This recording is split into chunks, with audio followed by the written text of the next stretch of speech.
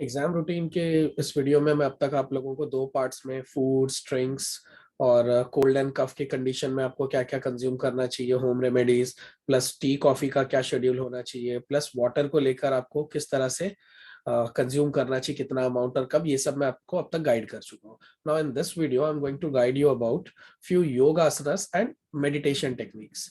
अब exam time पे बहुत लॉन्ग टाइम तक आप लोगों को किसी एक पोस्चर में बैठना पड़ता है, तो पॉसिबल है कि आपकी बॉडी के कई हिस्सों में पेन आना शुरू हो जाए.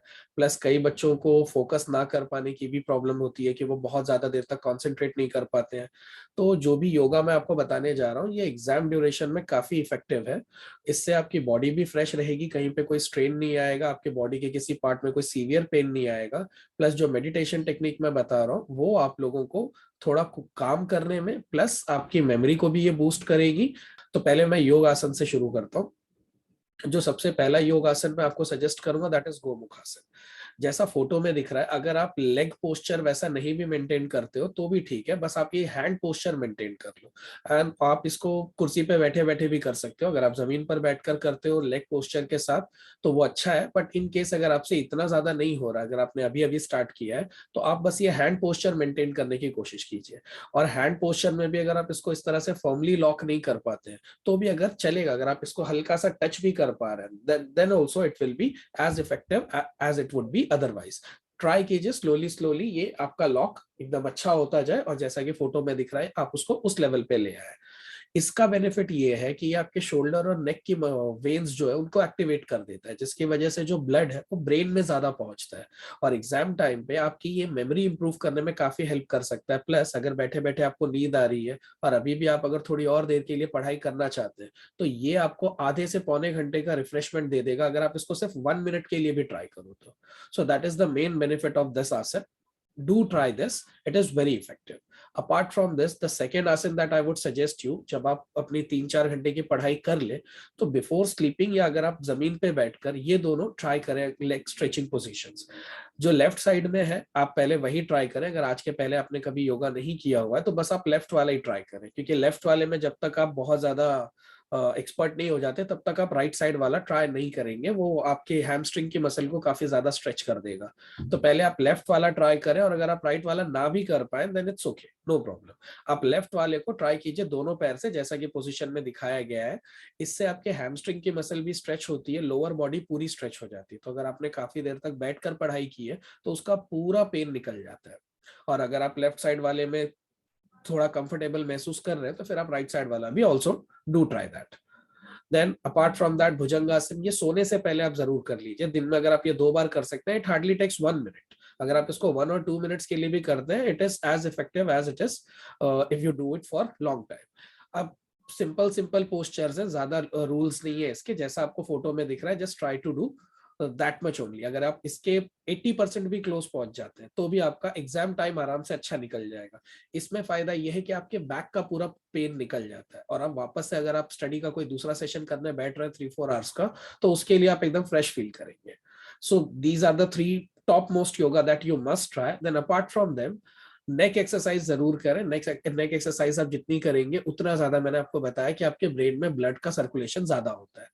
अब नेक एक्सरसाइज में जो भी आपने पीटी वगैरह में सीखा होगा, पहले आप नेक को टिल्ट कीजिए right left front back, then just make it a round movement. बस इसी तरह का अगर आप एक्सरसाइज कर लेंगे even that much is more than enough. Last one is vajrasana. Vajrasana के बाजू में मैंने लिखा है कि ये सब खाने के बाद किया जाता है.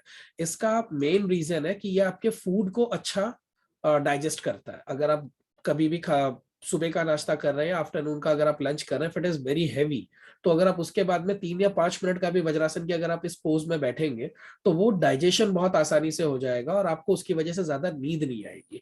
ऑल्सो अगर आप किसी पेट से रिलेटेड किसी प्रॉब्लम से, कॉन्स्टिपेशन वगैरह से अगर आप परेशान हो, so it will help you to get rid of that also. So ये 5 टॉप योग आसनास है जो आपको एग्जाम टाइम पे तो जरूर करना चाहिए. They will not only keep you fresh but they will also help you to study for more hours. Then there are few meditation techniques. Meditation करने के दो कारण है, एक तो ये आपकी मेमोरी को इम्प्रूव करता है, प्लस ये आपके कंसंट्रेशन की पावर को इम्प्रूव करता है। आप ज्यादा देर तक कंसंट्रेट कर पाते हो, ज्यादा फोकस कर पाते हो आप अपने टॉपिक पे। मैं यहाँ पे आपको बहुत टिपिकल मेडिटेशन नहीं देने जा रहा हूँ, जो मेडिटेशन मैं आपको दे रहा हूँ that is very simple, anybody can do it. First one is Soham meditation. All you have to do is कि sit in whichever posture you feel comfortable. आप जिस पोस्चर में कंफर्टेबल फील करते हैं आप उस पोस्चर में बैठ जाइए, and after that you just have to close your eyes and breathe in and breathe out.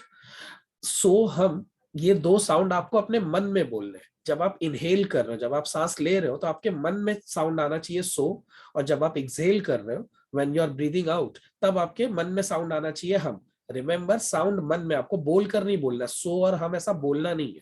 जब आप ब्रीद इन कर रहे हो तो आपके मन में ये साउंड चलना चाहिए, और जब आप ब्रीद आउट कर रहे हो तब आपके मन में हम चलना चाहिए। बस इतना ही रूल है इसका।